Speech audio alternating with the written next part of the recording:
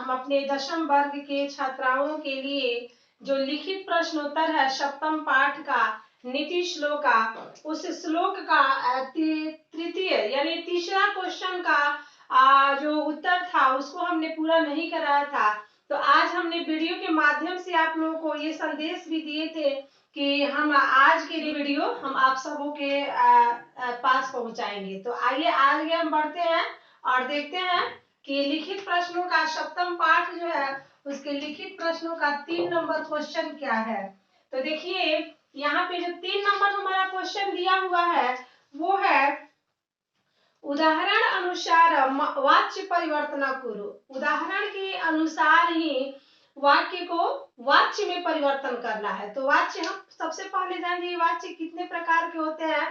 तो वाच्य 3 प्रकार के होते हैं। एक होता है कर्मवाच्य और दूसरा होता है कर्तृवाच्य, तीसरा होता है भाववाच्य।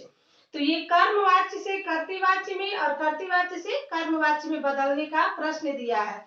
तो आइए हम देखते हैं अपने स्क्रीन पर और आप लोग भी देखिए ध्यान से कि एक उदाहरण के तौर पे भी इसको समझाया गया है। उदाहरण भी हमारा उसको भी समझाया गया है जिसमें दिया है कर्तृवाच्य में कर्तृवाच्य बनाया है उसको कर्मवाच्य में बदलना है। दिया है विनया आकृति हंति। तो कर्मवाच्य में हमारा हो जाएगा विनयेन। विनय का विनय एक वचन है जो कि कर्तृवाच्य में है। यहाँ देखिए ये हमारा कर्तृवाच्य हो गया। तो यहाँ पे विनयम अकीर्ति विनयम अकीर्ति हंति, ठीक है। तो इसको हम लोग लिखेंगे। यहाँ देखिएगा अब कर्मवाच्य में कैसे लिखेंगे। कर्मवाच्य में विनयेन विनयेन आकीर्तिति विनयेन आकीर्तिति, ठीक है, आकीर्तिति हन्यते। यानी देखिए यहाँ पे बता रहे हैं कि विनय आकीर्ति को मारती है हराती है और यहाँ कह रहे हैं कि विनय के द्वारा आकीर्ति को हराया जाता है। तो जो काम कराया जाता है वो कर्मवाच्य में होता है, जो काम किया जाता है वो कर्तृवाच्य में होता है। बस यही अंतर है। तो इसमें और सारे भी हमारे बहुत सारे प्रश्न हैं जो कि हम पूरा कराएंगे आप सबों के बीच में। तो कर्मवाच्य में अब दिया है, देखिए क्वेश्चन को उलट फिर भी कर दिया है जिसमें दिया है कर्मवाच्य में धर्म सत्येन रक्षते। धर्म सत्येन रक्षते। देखिए कर्मवाच्य दिया है इसमें धर्म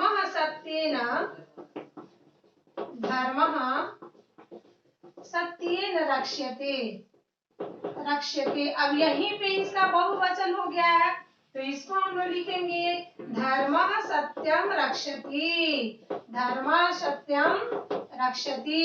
यहाँ देखिए एक वचन ये भी एक वचन ये एक वचन ये, ठीक है।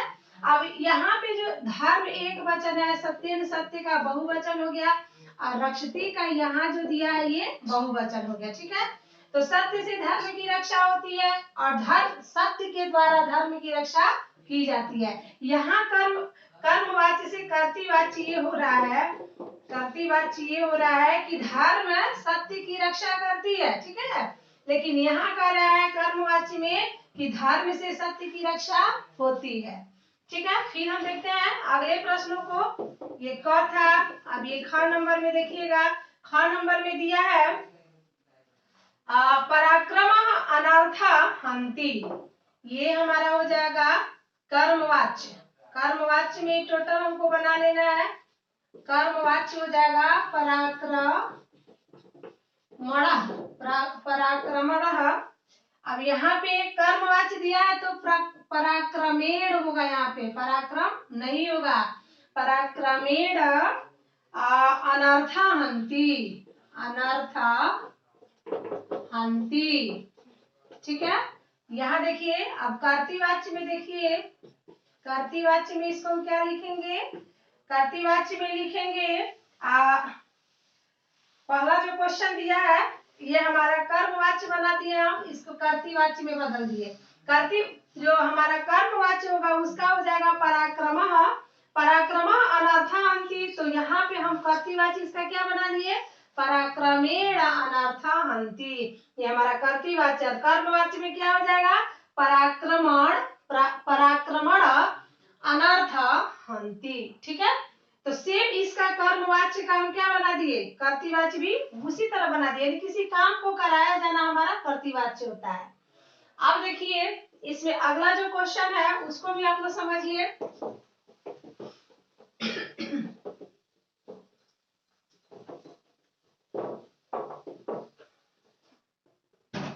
अब इसको हम बोल के पढ़ाएंगे, लिखने में हमको काफी समय लग रहा है, बोल के ही पढ़ाएंगे और एक एक टॉपिक को समझाएंगे, आप समझिएगा।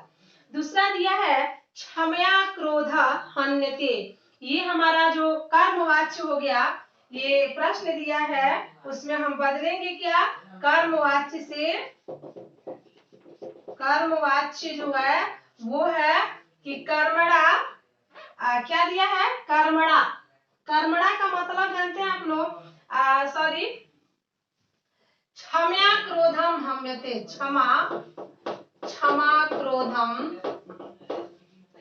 हन्यते। क्षमा जो होता है ना, क्रोध को मारता है। तो इसको हम लोग क्या लिखेंगे, क्षमा।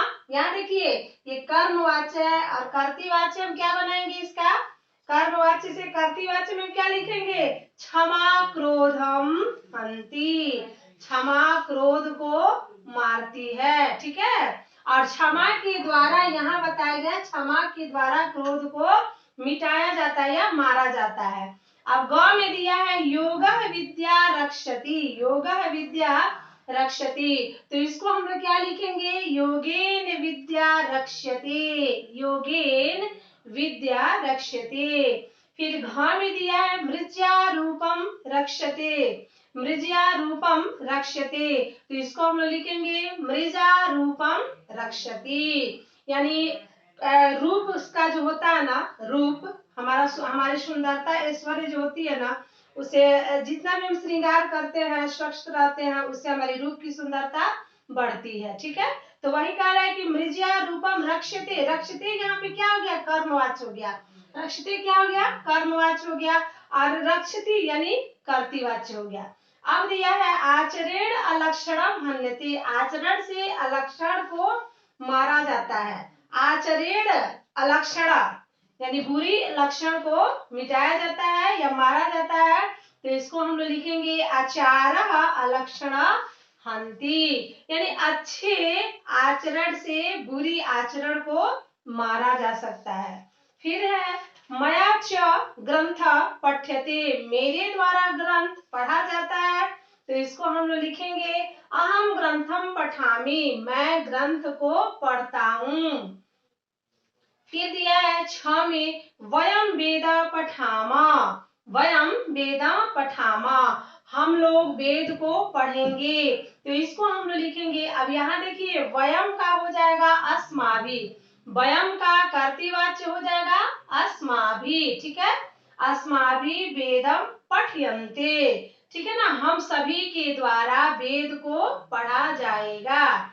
तो ये हमारा तीसरा क्वेश्चन था मौखिक लिखित प्रश्नों का। ठीक है, अब हम बढ़ते हैं पूर्ण 4 नंबर क्वेश्चन, जिसमें दिया है पूर्ण वाक्य न उत्तरा लिखता, यानी पूरे वाक्य में उत्तर लिखना है। तो देखिए अभी हमारी व्हाइटनर थोड़ी साथ नहीं दे रही है, फिर भी देखिए इसको प्रश्न संख्या 4 में हम लिखते हैं,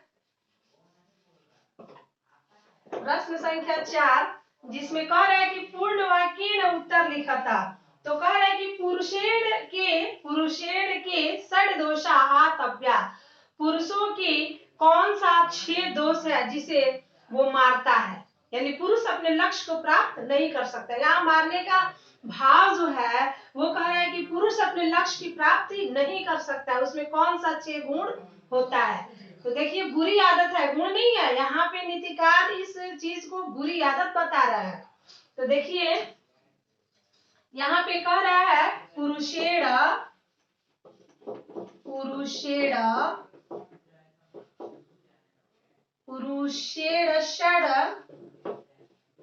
षड दोषा, पुरुषेण पुषेड षड दोषा इह निद्रा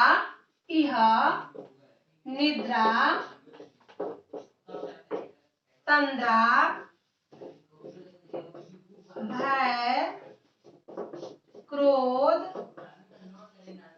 आलस्य दीर्घ सूत्रता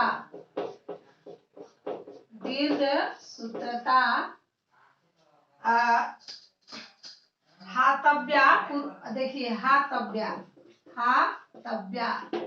ये 4 का क है। अब ये 4 का 6 है, जो कि देखिए आप सबों के बीच में बता दें कि पुरुषों को हराने वाला 6 प्रकार का दोष है। पहला है यह है कौन सा? पुरुषों को हराने वाला 4 दोष है। तो यह यानी यह है निद्रा, नींद, तंद्रा यानी जमाई लेकर के मस्ती में कोई किसी काम को टार देना, और यहाँ भय, डर, क्रोध आप लोग समझ ही नहीं है। आलस्य, किसी काम को देख करके आलस करना, ठीक है। फिर है दीर्घ सूत्रता, यानी लंबे समय के लिए किसी काम को आगे बढ़ा देना। तो इस तरह के जितने भी पुरुषों में गुण होंगे, वो उनकी जो छवि है, उनकी लक्ष्य है, उसमें कभी वो साथ अच्छे से साथ नहीं दे पाएंगे। इसलिए पुरुषों को ये 6 दोष हमेशा त्याग देना चाहिए, अपने जीवन में अमल नहीं करना चाहिए। अब हम देखते हैं 4 का ख। 4 का ख क्वेश्चन क्या दिया है? 4 का क्वेश्चन दिया है पंडितः कः उच्यते। पंडित किसे कहा जाता है? पंडितः कः उच्यते। तो इसको हम लिखेंगे यस्य कृतं शीतम, यस्य कृतं शीतम उष्ण भयरति समृद्धि, भयरति समृद्धि असमृद्धिवाना,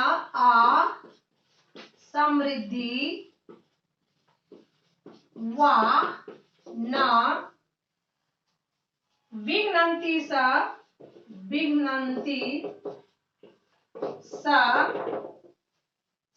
पंडित उच्यते। सः पंडित उच्यते। अब ग में भी देखिए, ग में क्या है? तो ग में दिया है एकः एव धर्मम किम कथ्यते। एक ऐसा धर्म है, उसे क्या कहते हैं? एकः एव धर्म, एकः एव धर्म परम श्रेय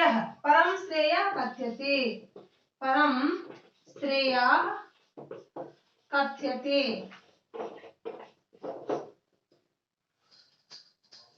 अब देखिए इसमें जो हमारा अगला क्वेश्चन है उसको भी करा देते हैं, फिर हम समझाएंगे आप लोगों को।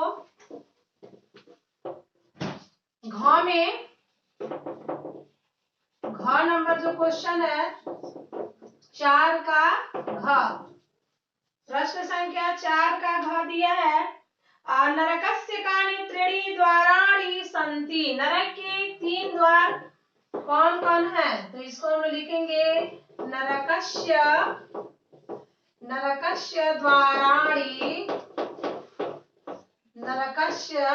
द्वाराणि काम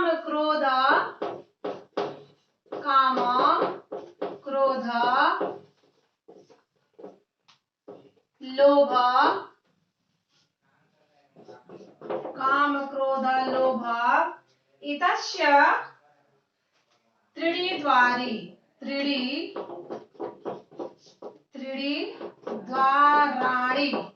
ठीक है।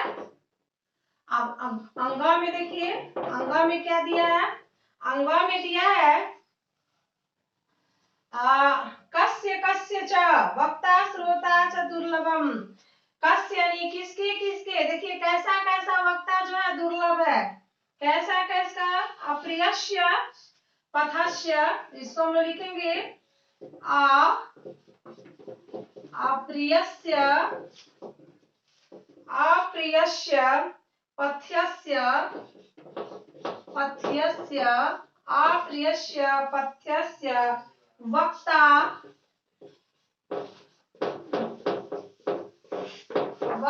श्रोता च दुर्लभम, श्रोता च दुर्लभम। ठीक है, इसको हम समझा देंगे। अब 4 नंबर में जो क्वेश्चन है उसको हम मौखिक रूप से समझाएंगे, फिर अब सारे प्रश्नों को मौखिक रूप से ही समझाएंगे, आप लोग समझिएगा।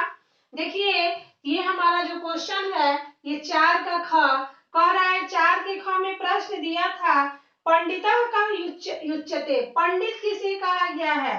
तो जिसके कर्म में ठंडा, गर्मी, भय, रति, सुख, समृद्धि नहीं होती है, विघ्न बाधा नहीं होते हैं, वही पंडित कहलाते हैं। तो यस्य कृतं शीतम उष्णम भयम रति समृद्धि असमृद्धि वा न विघ्नन्ति स पंडित उच्यते।